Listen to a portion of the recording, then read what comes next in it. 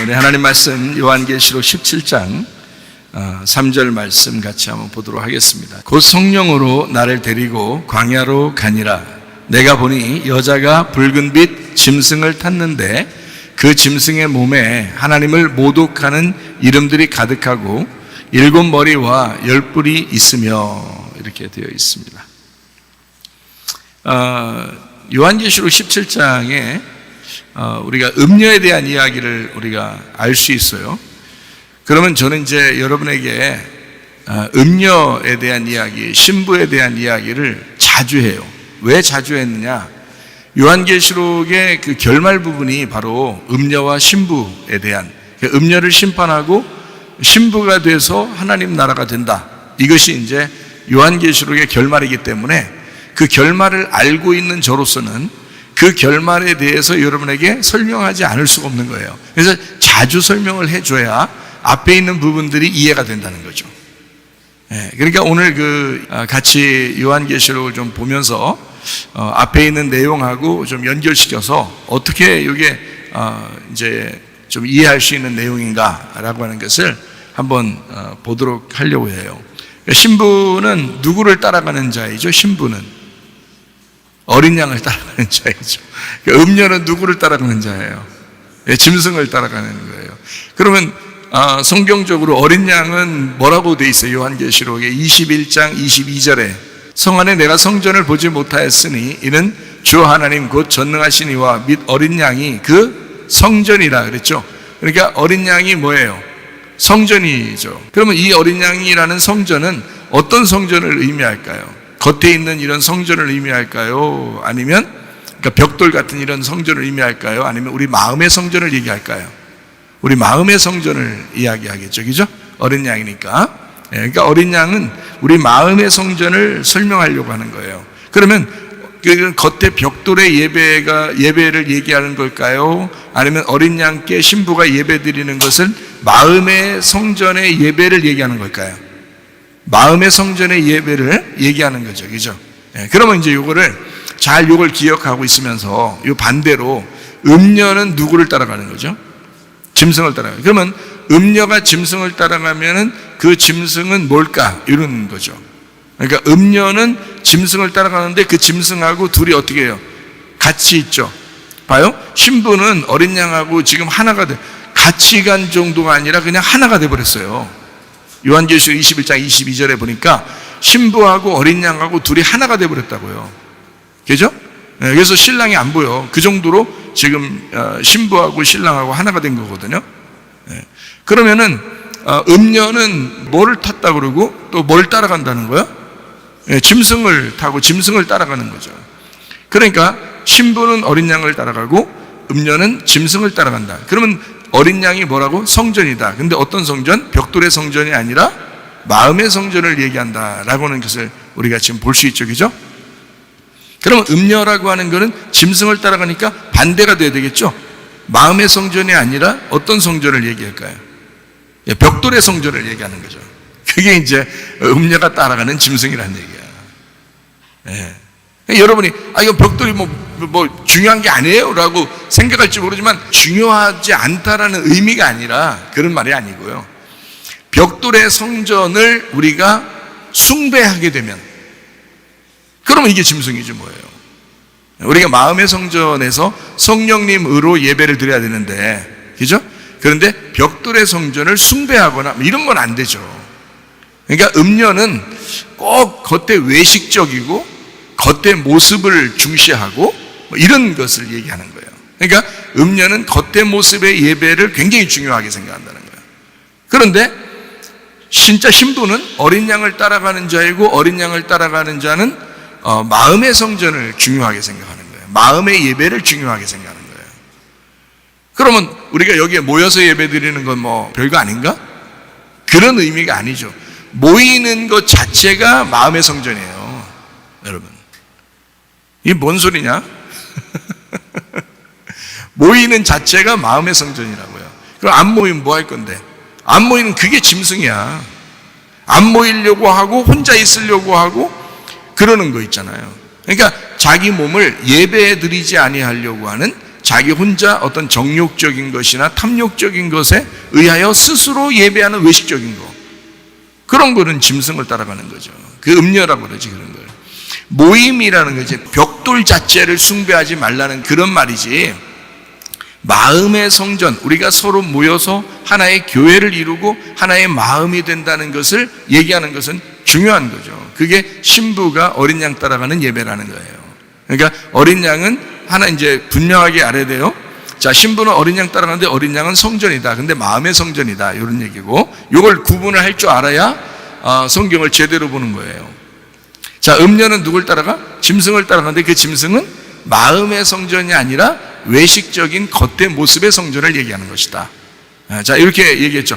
만약 겉의 모습의 성전이 그렇게 중요한 것이었다면 하나님이 그 성전을 왜 무너뜨렸겠어요, 옛날에? 그렇겠죠?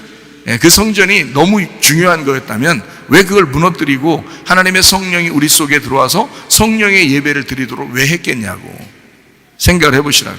그러니까 성령의 예배를 드리게 만드는 것은 어린 양이고요, 그 어린 양을 따라가는 신부가 그런 예배를 드리는 것이고, 겉의 모습을 여전히 그걸 따라가는 그런 자들, 또 자기의 정욕을 따라가는 자들, 이런 사람들, 혼자 있기를 좋아하는 사람들, 뭐 이런 사람들은 교회 자체를 무시하는 거죠.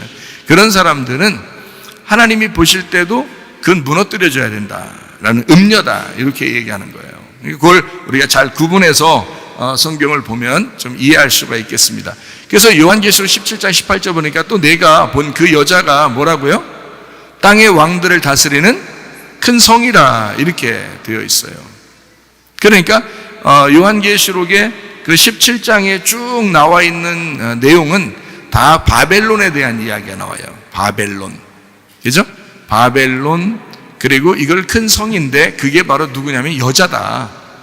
그 여자는 틀림없이 신부가 아니라 뭐겠어요?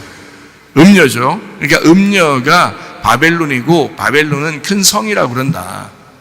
이렇게 이야기하는 것이 이제 이해가 되겠죠. 무슨 말인가? 그러니까 하나님의 성전은 어린 양인데 그 어린 양은 마음의 성전을 얘기하려고 하고 싶어 했다.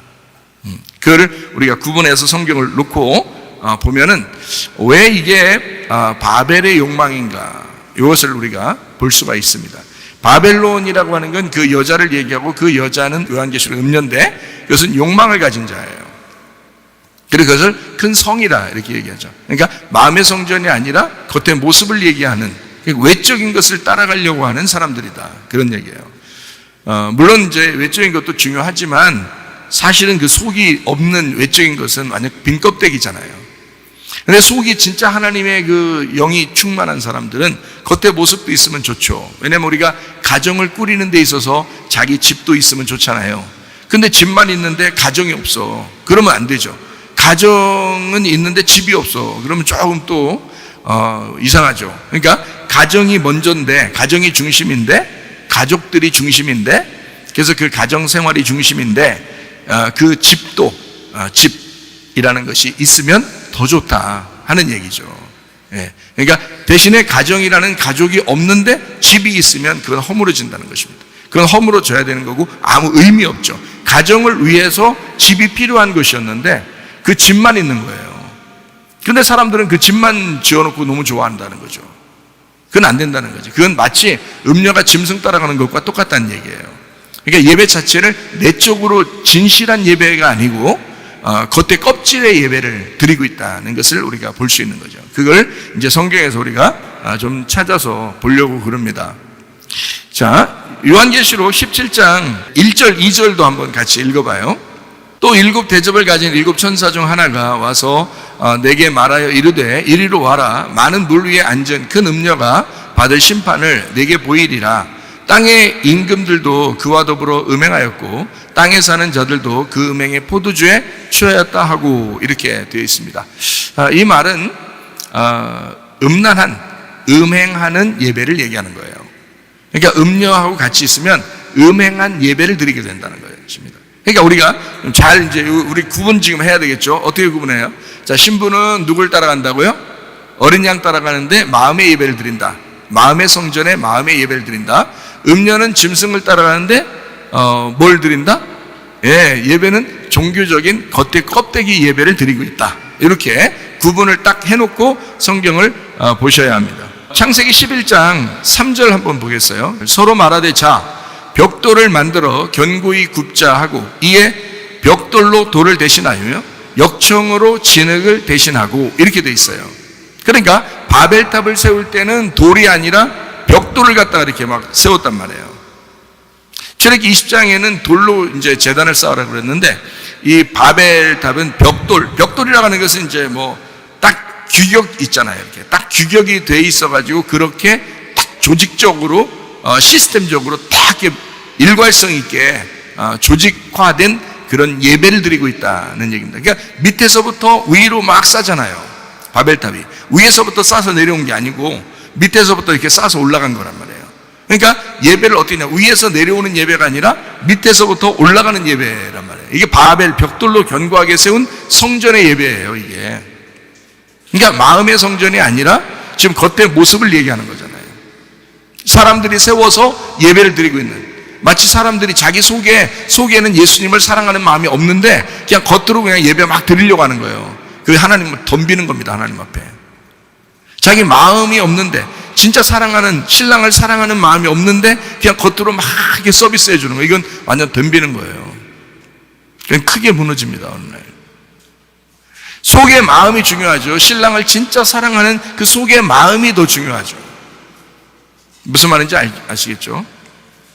그래서 신할 땅 바벨에 이게 있으면요 종교가 됩니다. 그러니까 종교적인 예배를 드리게 된다, 이런 말이에요. 그러니까 이 종교적인 예배는 조직적이고 일괄된 말씀을 통해서 예배하려고 쫙 이렇게 사람들 듣기 좋아하는 말 쫙 하면서 사람들이 인기 좀 끌고 다 이렇게 올라가는 그런 예배를 말하거든요. 이게 뭐냐면 시스템적인 예배입니다.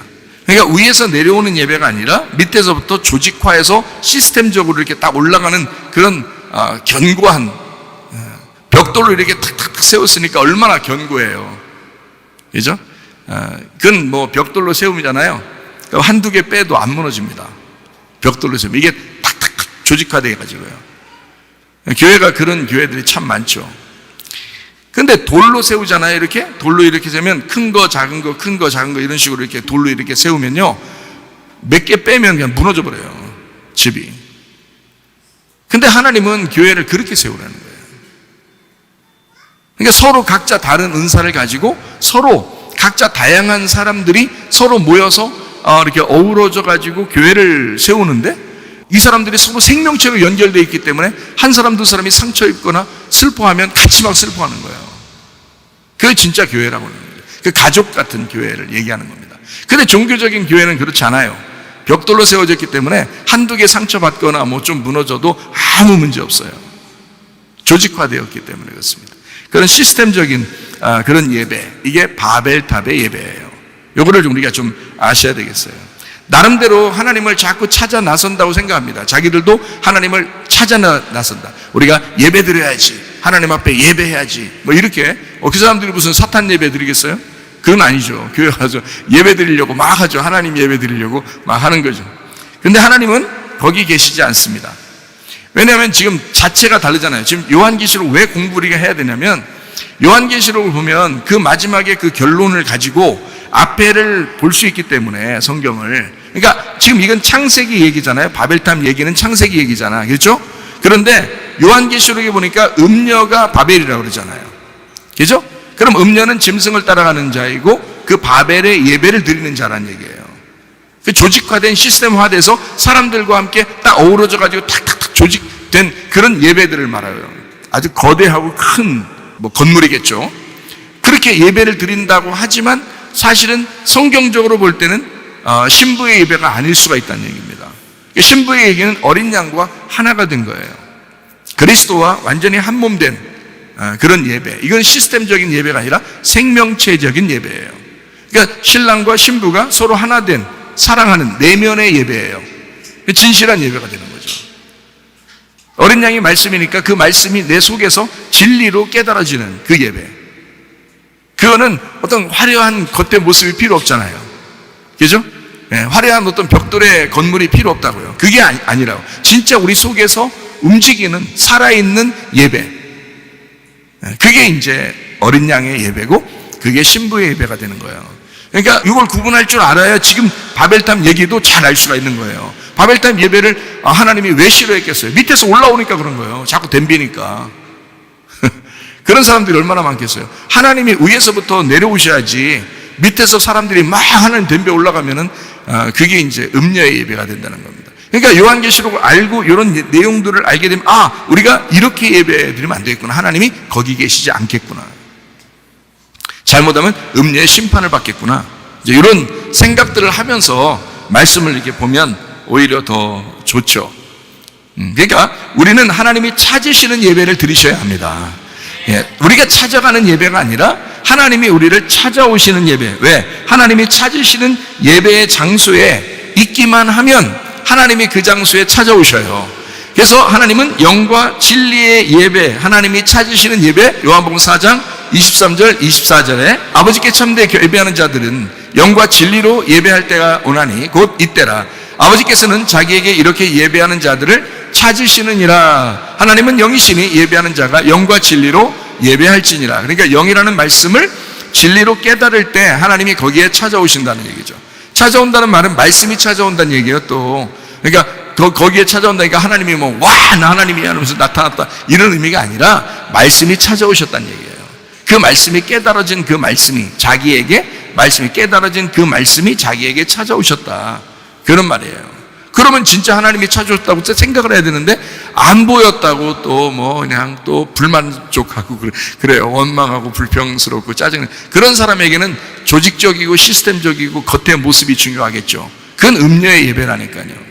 기적과 표적이 중요하겠죠. 그 사람한테는. 근데 그거보다 더 중요한 그 속의 내용, 하나님 자체가 중요한 거예요. 하나님을 내가 진짜 사랑하느냐, 예수님을 내가 사랑해, 그 말씀을 내가 사랑해서 그 말씀을 내가 내용을 깨닫고 싶어하냐, 그 아버지의 마음을 내가 깨닫고 싶어하냐, 마음의 예배를 내가 드리고 있느냐, 이게 중요한 거거든요. 신부의 예배는 마음의 예배잖아요. 음녀의 예배는 뭐라고요? 껍데기 예배, 종교적인 예배라고. 얼마나 달라요. 근데 이거를 진짜 다르다고 생각을 못하는 사람들은 요한계시록을 제대로 몰랐기 때문입니다. 음녀와 신부의 예배가 어떤 건지 그게 비슷한 것 같지만 굉장히 다른, 아주 동쪽과 서쪽처럼 완전히 다른 예배예요. 영의 예배와 완전 육신의 예배라고요. 이게 완전히 다르다고요. 마음의 예배와 종교적인 외식적인 예배라고, 이게 완전히 달라버리는 거죠. 이게 신부의 예배와 음녀의 예배는 이렇게 다른 것입니다. 영과 진리의 예배가 있는 곳에 하나님이 찾아오십니다. 영이신 하나님의 말씀을 진리로 벗겨내서 알아가는 그 예배, 영이신 말씀 하나님이 우리를 찾아야 만나는 거, 이거를 영의 예배라 이렇게 말합니다. 하나님이 우리를 찾아야 만나는 예배. 우리가 찾아서 만나는 예배가 아니라 하나님이 우리를 찾아와서 날 찾아서 만나는 예배, 이런 예배를 우리가 드리셔야 된다. 우리가 아무리 하나님을 찾아도 영이신 하나님을 찾을 수가 없습니다. 우리가 하나님을 찾는 것이 아니라 하나님이 우리를 찾아오셔야 만나는 것이 영의 만남이라고 하는 예배라는 것입니다. 그러니까 바벨탑 예배하고는 완전히 다른 거죠. 바벨탑 예배는 음녀의 예배이기 때문에. 그러니까 음녀가 바벨이라고 해요. 바벨. 큰 성 바벨이라고. 출애굽기 20장 25절 말씀 한번 봐요. 네가 내게 돌로 제단을 쌓거든 다듬은 돌로 쌓지 마라. 네가 정으로 그것을 쪼면 부정하게 함이니라. 자, 제단을 쌓을 때 어떻게 쌓라고요? 다듬어서 쌓지 말라는 거예요. 왜? 그건 벽돌 같은 거잖아요. 그거는 일괄성이잖아. 조직적이고 시스템적이잖아. 그죠? 사람들은 조직적이고 시스템적인 걸 좋아하지만 하나님은 사실 투박하지만 각자의 개성이 충만한 돌로 만들어져. 어떤 건 크고 어떤 건 뾰족하고 어떤 건 둥글둥글하고 크거나 작거나 해서 다 같이 다양한 그 돌들을 원하신다. 그렇게 제단을 쌓으라는 거예요.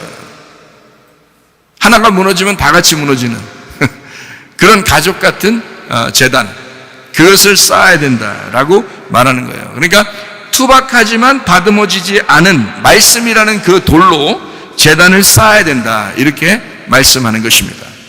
벽돌과 같은 것은요 아주 매끄럽습니다. 딱딱 쪼아서 만드는 거니까 매끄러운 말씀을 얘기하는 거예요. 돌은 매끄럽지 않잖아요. 서로 다르잖아요. 다양하잖아요. 크기도 다르고 모양도 다르고 완전히 달라요. 근데 벽돌은 딱딱 찍어내잖아요. 그러니까 찍어낸 말씀들 같은 거예요.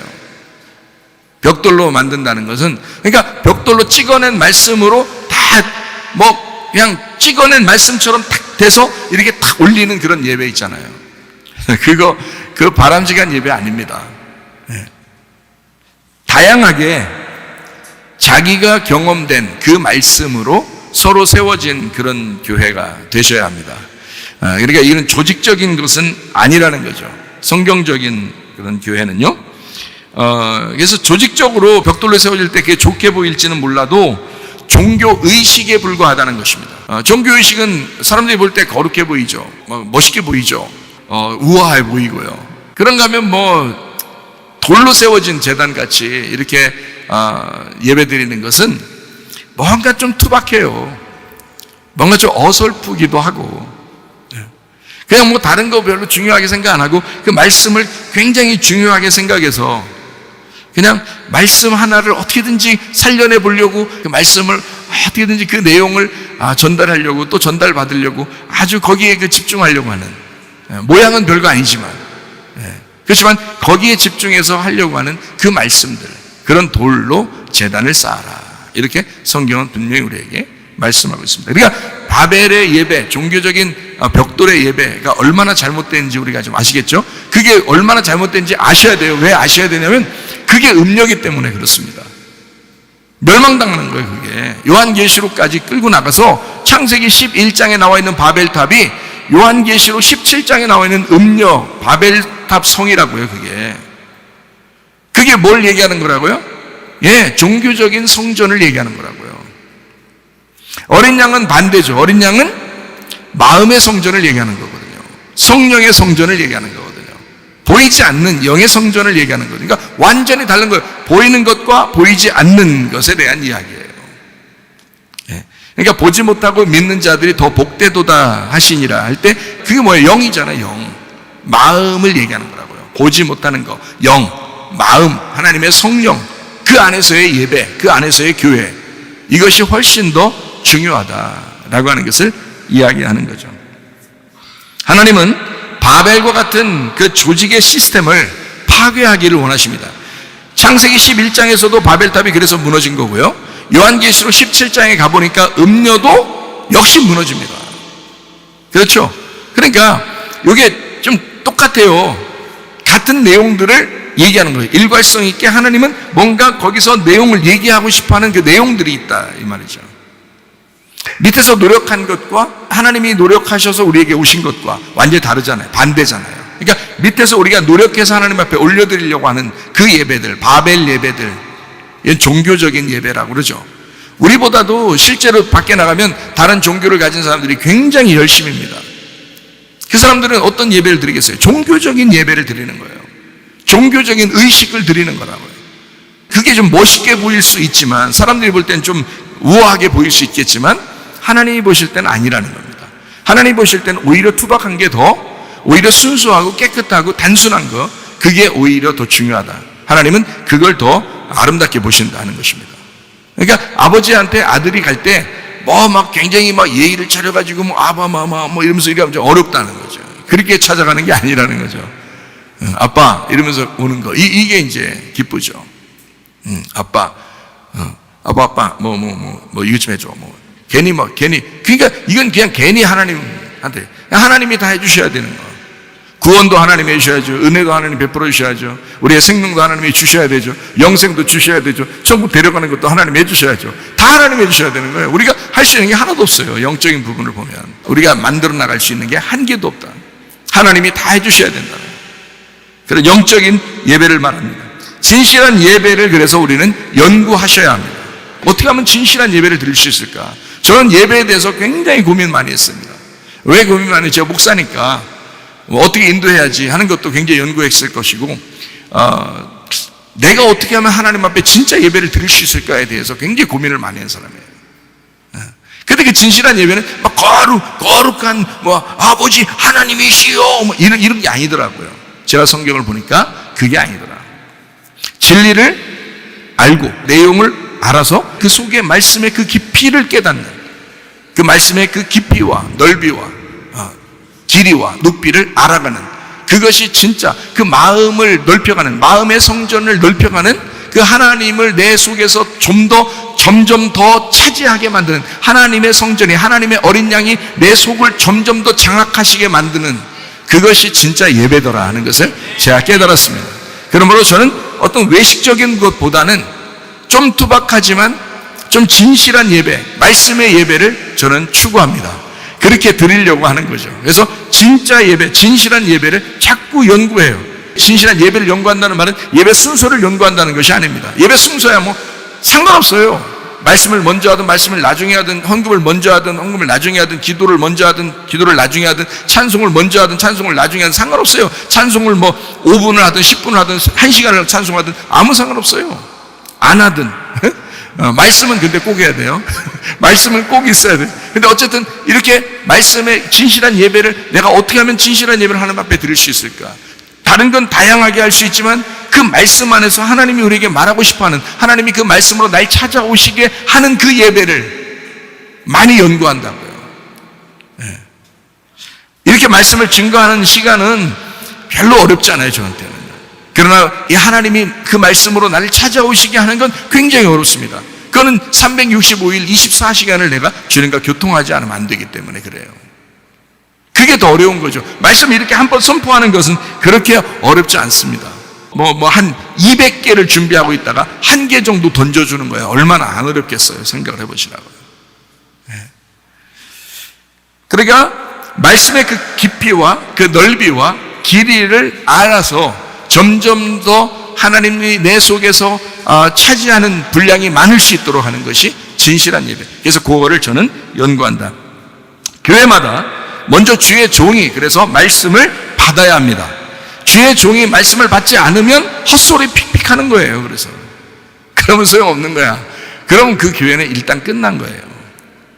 거기에 다니는 사람들도 참 무식한 거죠. 왜 무식하다고 제가 얘기하는 거냐면, 저 목사가 진리의 말씀을 하는지 지금 자기의 영혼에게 도움이 되도록 저 말씀을 하고 있는지 안 하고 있는지를 적어도 자기가 진짜 영의 사람이라면 쳐다보고 의심해 봐야 됐을 거예요, 분명히. 그렇지 않아요? 왜냐하면 자기 생명하고 지금 직결되는 문제잖아요. 자기가 지금 천국 가느냐 못 가느냐에 대한 직결적인 문제고, 저 말씀이 진짜냐 가짜냐 이걸 굉장히 의심해 봐야 되는 거 아니에요? 그래서 의심해 보지도 않고 연구해 보지도 않고 자기가 그냥 멍 때리는 사람이기 때문에 그냥 예배 드리는 거잖아요. 자기 드려본다고 한번 하는 거잖아요. 그거 하나님께 덤비는 행동이라고 그러잖아요. 그 바벨탑 예배라고요.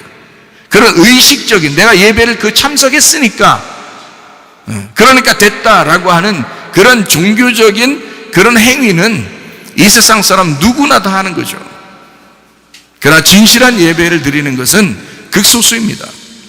하나님 앞에 진실한 예배를 드리려고, 그것을 적어도 저 말씀이 어떠한 말씀이냐, 저 말씀이 진짜냐 가짜냐 정도는 진짜 확인해 봤어야 되고, 여러분 의심해 봤어야 되는 거예요. 꼭 우리 교회만 그렇게 하라는 뜻이 아니라 진짜 다른 사람들도 그렇게 했어요. 왜? 교회마다 먼저 주의 종이 말씀을 받은 사람이어야 되기 때문에 그렇습니다. 만약에 말씀을 받지 못한 사람이라면, 저 같으면, 제가 성도라면 그 사람을 의심해 봤을 거예요. 진짜 저 사람 하나님의 종이 맞느냐, 저게 진리의 말씀 맞느냐, 나를 살리는 말씀이냐, 나의 천국까지 데려가는 말씀이냐라고 저는 적어도 거기에 대해서 의문을 제기했을 거라고요. 내가 살기 위해서라도. 근데요, 의문을 제기하는 성도가 거의 없습니다. 아니, 우리 교회에서 막 덤비란 뜻이 아니라, 그런 말이 아니라 적어도 교회마다, 그 말이에요. 교회마다, 모든 교회마다 만약에 이 말씀을 듣는 어떤 주의 종이 있다면 그 사람도 도전을 받으셔야 된다 이 말이에요. 교회마다 당신이 먼저 하나님께 말씀을 받은 사실이 있어야 된다는 거지. 왜냐하면 성도가 그거에 대해서 의문을 가져야 되고 의심을 해봐야 되고 저게 진짜냐 가짜냐를 확인해 봐야 되기 때문에 그렇습니다. 그럼 목사도 자기가 확인해 봐야죠. 내가 진짜 하나님이 날 부르신 거 맞는가, 하나님이 내게 말씀을 주시는 거 맞는가를, 그리고 이게 창세기부터 요한계시까지 다 이렇게 비교해 볼 때 이게 딱 맞아 들어가는 그런 말씀인가를 알고 있었어야죠. 하나님이 주신 말씀이 있었어야죠. 그렇잖아요. 그냥 어설프게 그냥 조직이 되어 있으니까 의식적으로, 종교적으로, 그리고 사람들 귀나 좀 긁어주면서 좋은 얘기나 하면서 말이에요. 그러면서 그렇게 설교하고 그랬다면 그건 주의 종이 아니죠. 하나님의 선택받은 말씀의 날이 분명히 있어야 합니다. 그래야 진짜 하나님의 종입니다. 하나님의 말씀이 온 날이 있었어야 돼요. 저도 깜짝 놀랐어요. 그게 왔을 때 저는 진짜 깜짝 놀랐어요. 이런 게 진짜 있구나 하는 걸 알았어요. 네. 창세기부터 요한계시록까지 말씀이 막 다 구슬개미처럼 연결이 되는 그런 날이 있더라고요. 근데 저에게 그렇게 올 때 다 보여주시면서 오는 게 아니고요. 이렇게 오더라고요. 말씀이 하나 딱 왔어요. 마태복음 21장의 말씀을 딱 주셨어요. 마태복음 21장이 제가 평상시에 너무 힘들어가지고요. 마태복음 21장을 뒤로 이렇게 제껴놨던 이게 진짜 해석하기 힘든 말씀이야 라고 생각했던 그런 내용이거든요. 그게 첫째 아들, 둘째 아들에 대한 내용이 거기에 있어요. 마태복음 21장에. 근데 그게 원문이라는 헬라어하고 한국말하고요 반대로 돼 있습니다. 그래서 이게 너무 힘든 거예요. 이게 헬라어는 이렇게 써 있는데, 그리고 영어도 한국말하고 반대로 써 있는 거예요. 그래서 근데 이상하게 한국말은 반대로 써놓고서도 그냥 둔 거예요. 그래서 이거 한국말 성경이 진짜 틀린 건가? 이렇게 생각하고 저는 이제 그러면 이게 어떻게 된 거냐 하고서 의문을 갖고 막 연구하다가 도저히 이게 원문에 있는 거로 봐서는 도저히 해석이 안 되더라고요. 원문의 해석이 안 되는 거예요. 한국말은 오히려 해석이 돼요. 근데 원문을 보고 영어를 보는 사람이잖아요, 제가. 그러니까 그걸 보니까 완전 반대로 되어 있는 거야. 이러니까 이건 저한테는 해석이 안 되는 거가 되는 거죠. 오히려 그쪽이 더 정확했어야 되는데, 헬라어하고 영어가 더 정확했어야 되는데, 이거 너무 도저히 이해가 안 되는, 그래서 그게 이제 제가 뒤로 제껴놨던 말씀이었어요. 오래전에 신학교를 공부를 많이 했다 했잖아요. 그러니까 오래전에 내가 이제 제껴놨던 말씀인데, 하나님의 말씀을 주시는 그날 이 마태복음 21장을 풀어주는데, 마태복음 21장부터 시작해가지고 앞으로 쭉 그 21장부터 뒤로 쭉 연결이 쫙 돼요. 연결시켜주는데 기가 막히더라고요. 깜짝 놀랐어요. 이런 게 있었구나.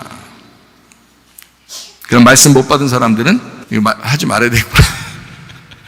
말씀 바꿔야 되겠구나. 이런 게 있구나 라는 것을 깨닫는 거예요. 성도들을 하나님이 사랑하시니까 자기 양들을 치라겠잖아요. 자기 양들을 먹이라 했잖아요, 주님이. 그죠? 우리 보고 맡긴 때는 베드로한테 요한복음 21장에 그렇게 얘기했죠. 내 양을 먹여라, 내 양을 쳐라 그랬으니까 주님의 양이잖아요. 우리 게 아니고. 그러니까 주님의 것이니까 진짜 주님 심정 가지고 해야 되는 거예요. 말씀을 전할 때는, 먹여줄 때는 주님의 양식을 먹여야지 우리 양식 먹이면 안 된다는 거죠. 그러니까 우리 양식 먹이면서 종교적인 의식으로 바벨탑 예배를 드리는 사람이 한두 명인가? 얼마나 많겠어요? 주님의 심정을 가지고 주님의 양식을 먹이면서 예배 드리는 것, 투박하지만 그게 오히려 진짜 예배다. 그래서 나는 그 예배를 연구하려고 하는 것이다. 민수기 11장 4절부터 6절까지 말씀이요. 그들 중에 섞여 사는 다른 인종들이 탐욕을 품음에 이스라엘 자손도 다시 울며 이르되 누가 우리에게 고기를 주어 먹게 하랴. 우리가 애굽에 있을 때에는 값없이 생선과 오이와 참외와 부추와 파와 마늘들을 먹은 것이 생각나거늘 이제는 우리의 기력이 다하여 이 만나 외에는 보이는 것이 아무것도 없도다. 그 사람들이 뭐냐면 만나만 주니까, 하나님이 만나만 주니까 싫다는 거예요. 싫다는 거예요. 그러니까 애굽에서 먹던 게 기억난다는 거예요. 파, 마늘, 수박, 참외 이런 게. 그래요. 수박, 참외는 그래 좋다고 해요. 근데 파, 마늘, 부추, 이게 안 먹는 사람이 얼마나 많은데 그거 먹고 싶다고 애굽 가자는 게 좀 자극적이잖아요, 이 음식들이. 이런 음식들을 이렇게 딱딱 던져주던 곳이 애굽이었어요.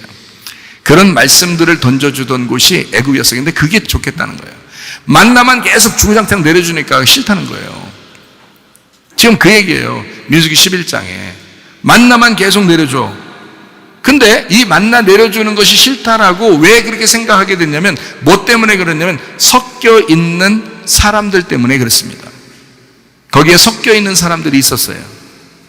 이게 잘 들으셔야 돼. 오해하지 마셔요. 그리고 여기서 자기 앉아가지고 내가 섞여 있는 사람 아닌가 혹시 우리 교회에서 나 큰일 났다, 그렇게 생각하시면 도전 받고 회개하시면 되는 거고요. 섞여 있는 사람, 탐욕을 품었던 사람, 그 다른 인종들이 있었다고요. 다른 인종들. 그러니까 악한 말로 원망하는 백성들 가운데 다른 인종들이 섞여 있었는데 그 사람들은 뭐였냐면 탐욕을 품고 있었다 이렇게 돼 있어요. 탐욕을 품은 사람들이, 다른 인종들이 탐욕을 품음에 이렇게 돼 있죠. 그죠? 민수기 11장 4절 얘기죠. 탐욕을 품어, 다른 인종들이 탐욕을 품었다. 이런 인종들이 있었다. 이 다른 인종이라고 하는 이 단어가 아스페수프라는 뜻인데 이게 섞인 무리입니다. 섞인 무리. 아스프에서 나온 모아진 이란 말이에요. 아사프, 모으다, 빼앗다, 소비하다 이런 말이거든요. 이게 섞인 무리입니다. 섞였다. 이제 똑같은 게 아니라 이렇게 다른 것인데 이렇게 섞여 있다 이런 얘기예요. 교회들도 뭐 그럴 수 있죠. 근데 그런 사람들이 문제가 생긴 거예요. 만나만 내려주니까 거기에 대해서 불만을 품기 시작한 겁니다. 이 사람들이 탐욕이 있었던 사람이기 때문에 불만이 생겼어요. 불만이 생겨가지고 애굽으로 돌아가자는 거예요. 애굽에서 먹던 걸 좀 우리한테 또 달라는 거예요. 광야에서 애굽에서 먹던 걸. 자, 그래서 섞인 무리들, 탐욕을 품은 사람들, 자, 교회 모임 가운데 탐욕적인 사람이 섞여서 같이 예배를 드립니다. 여러분 혹시 당신이 그런 사람 아닌가를 한번 생각해 봐요. 당신이 만약에 탐욕적인 사람이었다 그러면 당신은 지금 여기서 말하는 민수기 11장 4절에 있는 다른 인종들, 탐욕을 품은 다른 인종이라고요, 당신이. 그러면 하나님이 심판하신다고. 분명히 이런 일이 있으면 막 심판해요. 고기 먹고 싶다 그러니까요, 고기를 줍니다. 민수기 11장에. 고기를 주는데 이빨에서 낀 상태, 그러니까 이빨에 완전히 소화가 돼서 들어간 상태가 아니라 이빨 씹으면서 이빨에 딱 끼니까 죽여버려요. 하나님 잔인하죠. 여러분 고문하는데 말이에요, 먹을 거 입에다 집어넣고 죽여버리는 거예요. 생각해 보세요. 그게 하나님이에요. 만나를 지금 싫다고 다른 음식 달라고 하면서 고기 먹고 싶다고 한 사람들에게 하나님은 이빨에다가 집어쳐놓고 죽여버렸어요. 그날 수많은 사람이 죽습니다. 민수기 11장의 그 심판이라는 건요, 마치 창세기 11장에 있는 바벨탑 사건, 바벨탑의 종교적인 예배와 똑같은 것입니다. 그러니까 제가 말하잖아요. 진실한 예배는 영과 진리의 예배인데 그것은 약간 투박할 수가 있다는 얘기입니다. 아름답고 매끄럽고 조직적이고 시스템적이지 않을 수 있다는 얘기예요. 그렇지만 투박하지만 진실한 예배를 우리는 필요로 하고 그게 하나님이 기뻐 받으시는 예배고 하나님이 찾아오시는 예배다. 근데 사람들은 매끄럽게 뭔가 이렇게해서 올려드리는, 이러면 사람들이 이해할 거야, 좋아할 거야. 자, 섞인 무리가 얘기하는 건 고기도 먹고 싶다, 이것도 먹고 싶다, 저것도 먹고 싶다 얘기한 게 사람들 귀에 듣기에 나쁘겠어요? 그 얘기가 좀 하나님한테 올라가가지고 좀 그렇게 좀 해줬으면 좋겠다고 생각 안 하겠어요, 사람들이? 그러니까 사람들 듣기에 좋은 말이라고. 그게 아니에요. 거기서 만약에 아니에요, 뭐 여호수아 갈렙처럼 예를 들어서 아니에요, 만나만 내려주세요, 다른 건 절대 내려주지 마세요, 만나만 주세요, 이러면 진짜 그 사람 왕따 당하기 쉬워. 그렇죠? 네. 그렇게 교회 모임 가운데서도 탐욕적인 사람이 섞여서 예배를 드린다, 그런 사람이 있다. 고린도서 3장 5절 말씀입니다. 그러므로 땅에 있는 지체를 죽여라. 곧 음란과 부정과 사욕과 악한 정욕과 탐심이니, 탐심은 우상 숭배니라. 우상 숭배는 선악과와 같은 것이다. 그런 거죠. 그래서 탐심은 선악과를 먹는 것이다. 선악과는 먹음직 보암직 탐스럽게 하는 거였어요. 그게 선악과였거든요. 근데 그들은 어느 날이라도 주님과 교회를 원망하고 이런 탐욕을 가진 사람들은요, 그렇게 섞여서 예배를 드리는 사람들은 어떤 사람들이냐, 언제라도 주님과 교회를 원망하고 배신할 충분한 이유를 가진 사람들이에요. 배신할 자세로 충만합니다. 왜냐하면 섞여 있는 거잖아요. 자기들은 교회를 사랑하는 게 아니에요. 교회 사랑하는 마음으로 예배 드리는 게 아니라고, 이 사람들이. 만약에 당신이 그렇다면 당신이 회개하셔야 됩니다. 교회하고 하나가 되셔야 돼요. 여러분이 살 길이라고요. 자기도 모르게 탐욕을 가지고 있는, 자기를 위한 예배를 드리고 자기를 위한 교회의 그 시스템에, 그 조직에 들어와 있는 사람, 벽돌로 예배 드리는 사람, 바벨탑 예배를 드리는 음료, 그 망할 짓이라고요. 예배 드리면서 망하는 거라고. 그게 섞여 있는 분이라고요. 그러니까 말씀이 어떻네, 뭐 우리는 만나가 필요 없네, 애굽에서 먹던 그 뭐 그냥 자극적인 음식, 뭐 고기 뭐 이런 거 좀 달라고 하고 막 이러잖아요. 하나님이 싫어한다고요. 만나, 말씀, 오직 순수한 진리의 말씀을 사모하는 우리 성도들이 다 되셔야 합니다. 이 사람들 탐욕적인 사람들이기 때문에 주님과 교회를 원망하고 배신할 자세를 늘 가지고 있는 사람들. 그래서 어느 순간 자기에게 시험 들 일이 딱 생기면 바로 꼬집죠. 그거에 대해서. 웬만한 사람들은요, 우리 교회에 다니는 성도들 같으면 시험 들 사람이 많지가 않아요. 시험을 거의 안 듭니다. 왜냐면 알잖아요. 서로가 알고 그렇게 진행하는 사람들이에요. 그런 교회라고, 우리 교회. 그러다 보니까 이런 자기 속으로 탐욕적인 마음을 가지고 예배 드리는 사람은 자기 혼자 시험 드는 거예요. 괜히 기분 나쁜 게 있는 거예요. 괜히 기분 나쁜 일이 또 생기는 거예요. 누가 알아주나요? 그러면 그게 섞인 무리라고요.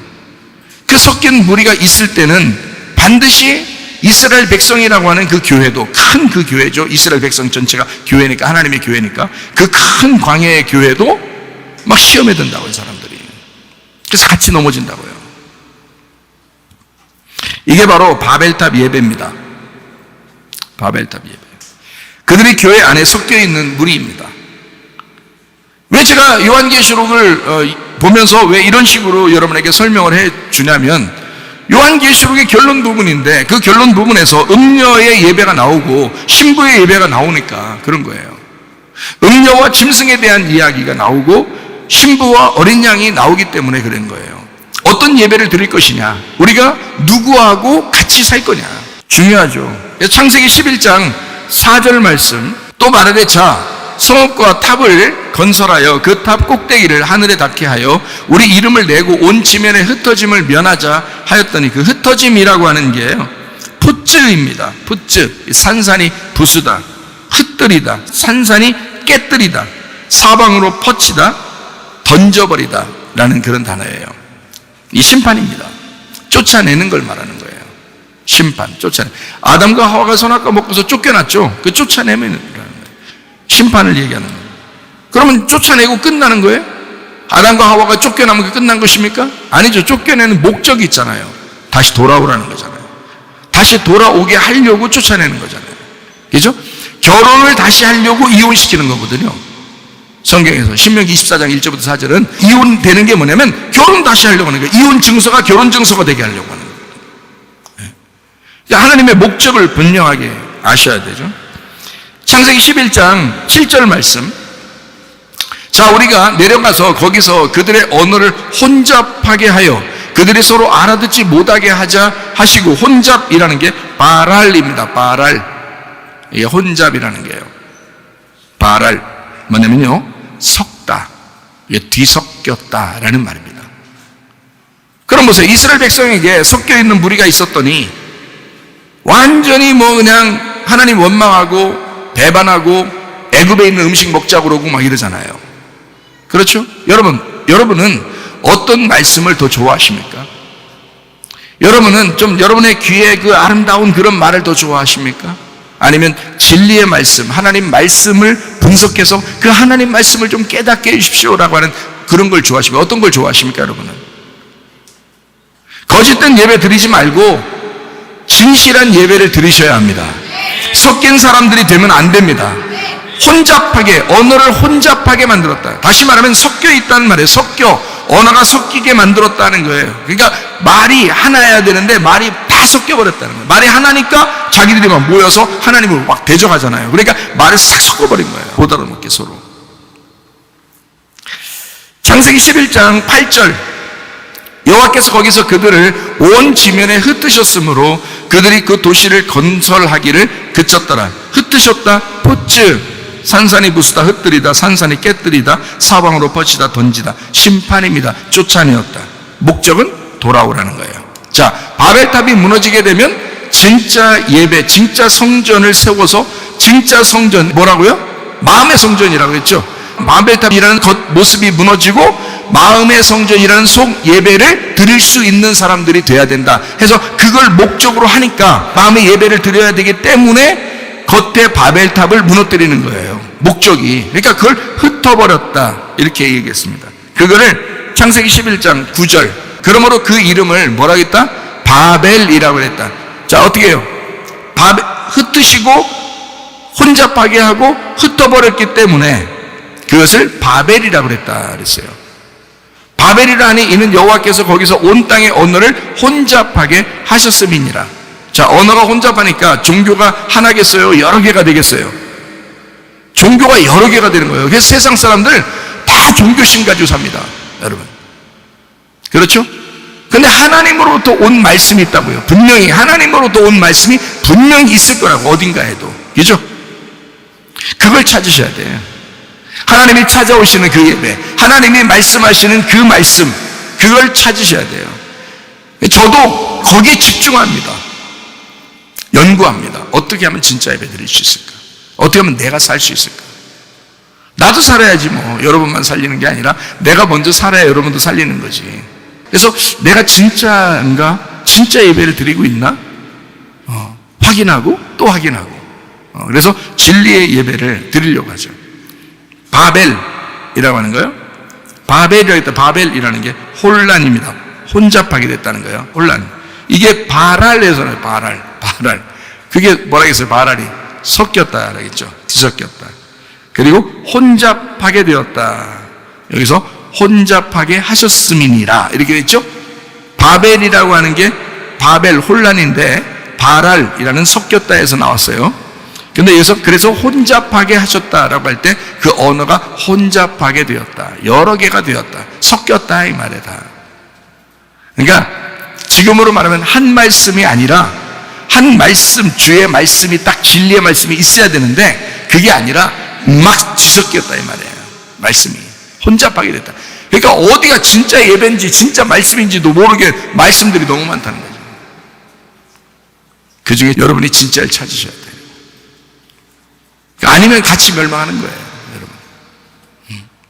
그러니까 진짜 말씀. 그러니까 바벨, 혼란, 바랄에서 나온 섞였다. 혼잡하게 됐다. 혼잡이 바랄입니다. 혼잡이란 단어가 바랄이란 단어예요. 섞였다, 뒤섞였다. 그러면 바벨탑 예배예요.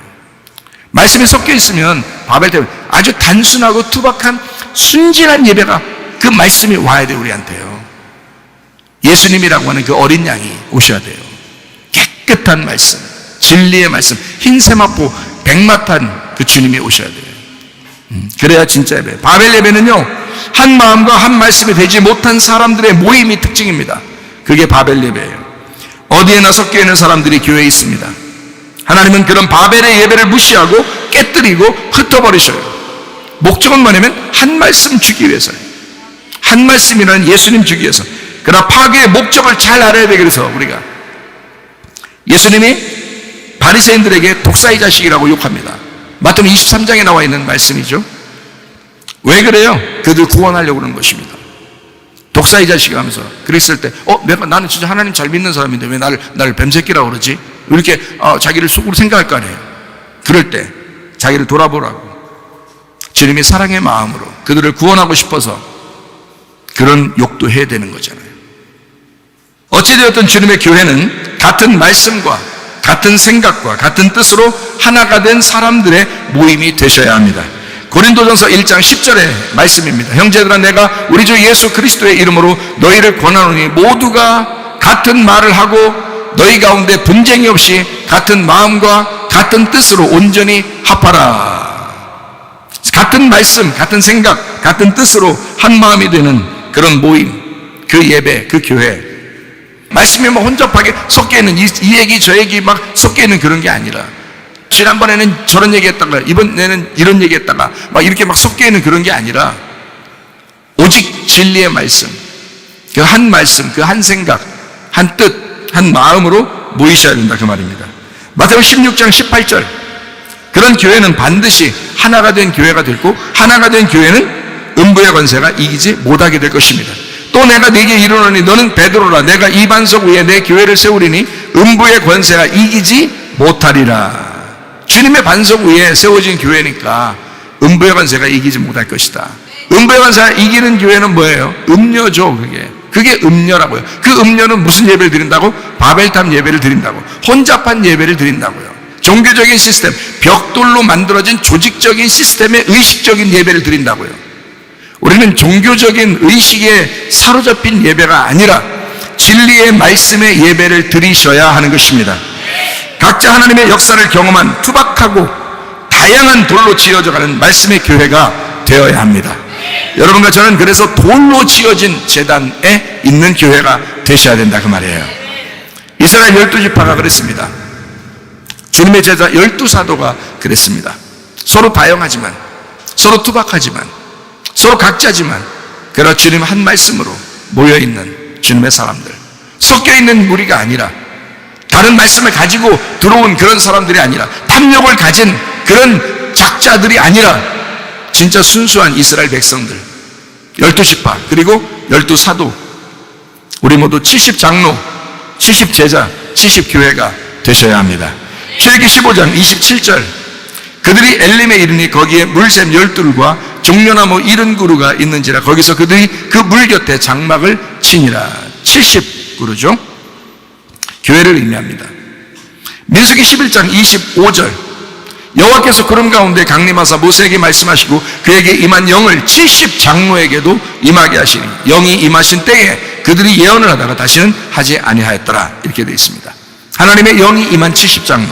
신명기 10장 22절, 애굽에 내려간 내 조상들이 겨우 70인이었으나 이제는 내 하나님 여호와께서 너를 하늘의 별같이 많게 하셨느니라. 이스라엘 백성들이 70명이었었어요. 70명으로 시작했다고, 애굽에서. 그게 하나님의 백성들이니까. 누가복음 10장 1절 말씀, 그 후에 주께서 따로 70인을 세우사 친히 가시려는 각 동네와 각 지역으로 둘씩 앞서 보내시며, 12제자 그리고 70제자, 이렇게 주님의 말씀을 증거하는 사람들. 민수기 11장 5절 6절의 말씀을 봅니다. 우리가 애굽에 있을 때에는 값없이 생선과 오이와 참외와 부추와 파와 마늘들을 먹은 것이 생각나거늘 이제 우리의 기력이 다하여 이 만나 외에는 보이는 것이 아무것도 없도다.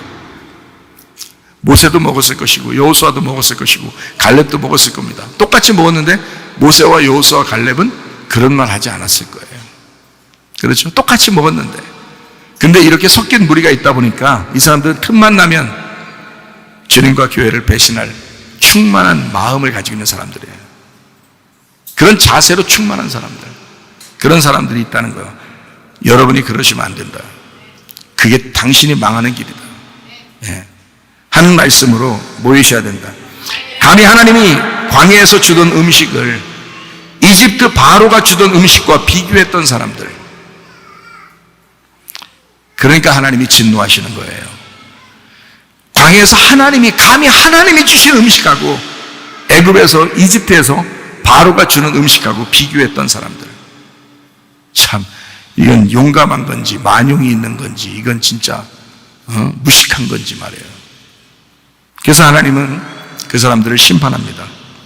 민수기 21장 5절부터 9절까지는 이렇게 말씀해요. 백성이 하나님과 모세를 향하여 원망하되 어찌하여 우리를 애굽에서 인도해내어 이 광야에서 죽게 하는가? 이곳에는 먹을 것도 없고 물도 없도다. 우리 마음이 이 하찮은 음식을 싫어하는, 이런 놈이 어디 있어?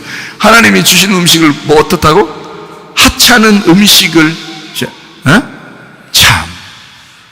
하찮은 음식을 싫어하노라 하매 여호와께서 불뱀들을, 하나님 가만 놔두지 않죠? 여호와께서 불뱀들을 백성 중에 보내어 백성을 물게 하심으로 이스라엘 백성 중에 죽은 자가 많은지라. 백성이 모세에게 이르러 말하되 우리가 여호와와 당신을 향하여 원망함으로 범죄하였사오니 여호와께 기도하여 이 뱀들을 우리에게서 떠나게 하소서.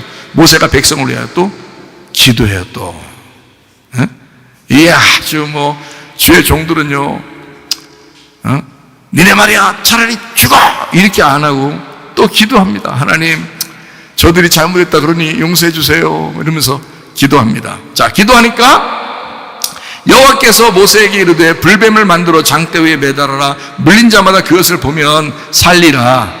모세가 놋뱀을 만들어 장대 위에 다니 뱀에게 물린 자가 놋뱀을 쳐다본 즉 모두 살더라. 이렇게 되어 있습니다. 하나님이 파괴하는 그 불심판이죠. 불뱀의 심판. 뭐 때문에요? 하나님이 주신 음식, 하나님이 주신 말씀을 하찮게 여긴 사람들. 하나님이 주신 말씀을 여러분 하찮게 여긴 사람들, 그 우습게 생각한 사람들, 불심판이 온다는 거예요. 그 불뱀으로 심판하는 목적이 뭐냐면 놋뱀을 주려고 그러는 거예요. 불뱀으로 물게 하고, 그리고 또 하나님이 더 안타깝게 생각해 자기 자녀들을. 그래서 놋뱀을 쳐다보게 하셔요. 요한복음 3장 14절 말씀입니다. 모세가 광야에서 뱀을 든 것 같이 인자도 들려야 하리니. 누구예요? 예수님이에요. 예수님이 불뱀 놋뱀처럼 들려야 된다는 거예요. 십자가에 매달려야 된다는 거예요. 그러니까 너희들 죽이려고 하는 게 아니라 너희들 살리고 싶어서 내가 죽겠다는 거예요. 그게 하나님 아버지의 마음입니다. 그 주님의 복음, 주의 마음. 우리 주변에 만나 이외에는 없어야 합니다. 네. 배고픈 자에게 주시는 양식이 만나예요. 배고프니까. 배고픈 사람에게만 주는 것이 만나예요. 배고파야지 맛있는 게 만나예요. 내 말이 맞나? 네, 맞아요. 배고픈 사람에게만 맛있는 음식, 그게 만나예요. 만나라는 건 무슨 말인지 아시죠? 만나 할 때 그 뭐라고 하는지 아시죠? 그 만나가 만나예요. 그냥 히브리어로 만나인데 그 만나가 무슨 뜻? 영어로 what is that입니다. What is that? 네, what is that? 한국말로는 뭐예요? 한국말로 저게 뭐냐 이 말이에요. 그러니까 만나를 볼 때 이걸 먹으면서 이게 뭐지? 이러는 거죠.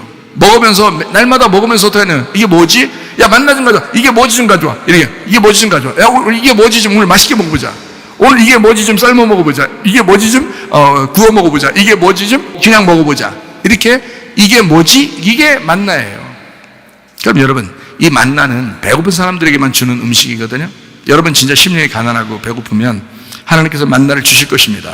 그러면 이 만나를 주시면 여러분은 그냥 먹어야 돼? 이게 뭐지 하면서 먹어야 돼? 이게 뭐지 하면서 먹어야 돼? 이렇게 의심해보지 않으니까 사람들이 그냥 목사들이 아무렇게나 그냥 말해도 그냥 다 받아들인다 이 말이에요. 저게 지금 만나인지 자기가 지금 먹어야 될 음식인지 아닌지도 구분하지 못하니까 그냥 주는 대로 다 먹는단 말이에요. 목사는 그걸 또 자기가 구분해 보자. 이게 맞나? 내 말이 맞나? 이게 진짜 이 말씀이 맞나? 맞나? 이게 맞나? 이게 뭐지? 이게 뭐지? 하면서 그걸 연구하고 이게 진실한 예배를 내가 이게 진짜 진실한 예배냐? 이게 진실한 양식이냐? 이거를 정확하게 알고 사람들에게 전달할 줄 알아야죠. 사람들도 저 말씀이 뭐지? 저게 뭐지? 이러면서 들어야죠. 날마다 저게 뭐지? 나는 그 맞나? 나는 배고픈데 진짜를 먹어야 되는데 진짜 양식을 먹어야 되는데 영혼의 양식을 먹어야 되는데 저게 뭐지? 오늘 저게 뭐지 좀 먹자. 이렇게 해야죠. 근데 저게 뭐지를 않아요. 사람들이 주는 대로 그냥 받아먹어. 그러니까 이게 진짜 말씀이면 좋겠는데 그게 만약에 진짜 말씀이면 그냥 먹어도 괜찮은데 만약에 가짜 말씀을 여러분에게 전달했다면 그걸 죽는 거예요. 그게 여러분 진짜 배고픈 사람에게만 주는 양식이 만나고 그 만나 외에는 우리 주변에 없어야 하는 것입니다. 그래야 이집트에서 있는 음식하고 완전히 구분되는 거예요. 이집트의 그 바로가 줄 수 없는 음식, 그게 만나예요. 광야에서 존재했던 말씀, 광야에서 하나님이 주신 그 비같이 내렸던 만나, 그건 애굽에서 없었던 말씀이라고요. 애굽에서 없었던 음식이었다고요. 이집트 바로가 줄 수 없는 음식, 배고파야 비로소 구할 수 있던 그 만나가 우리에게도 절대 필요합니다. 우리가 진짜 심령이 가난한가, 영이 가난한가? 마태복음 5장 3절 말씀이죠. 심령이 가난한 자는 복이 있나니 천국이 저희 것이며 영이 가난한 사람에게만 천국을 허락하시는 주님, 그 양식, 그 말씀을 허락하시는 주님, 배고픈 그 사람들에게 아주 배고플 때 하나님이 만나를 내려주시면서 그 천국은 예수님이십니다. 예수님이 말씀이시고요. 그 말씀은 일용할 양식, 만나예요. 우리에게 주시는. 40년 광야 생활 이스라엘 사람들이 했습니다. 예수님은 40일 금식하시고요. 그리고 예수님은 나를 위해서 십자가 못 박혀 돌아가시면서 모든 것을 완성합니다. 광야 생활, 내가 이제까지 살아가야 할, 그리고 살아왔던, 그리고 지금도 살아가는 그 광야 교회 생활을 주님이 완성하셨습니다. 그러므로 매일의 양식인 만나가 바닥나지 않도록 여러분과 제가 기도하셔야 합니다. 그 매일의 양식이 하나님 진리의 말씀을 오늘도 공급해 주십시오. 오늘도 구하고, 오늘도 찾고, 오늘도 두드려야 합니다. 하나님 말씀을 내게 주십시오. 하나님의 양식 그 만나를 내게 주십시오. 나는 진짜 영이 배고픈 자인가?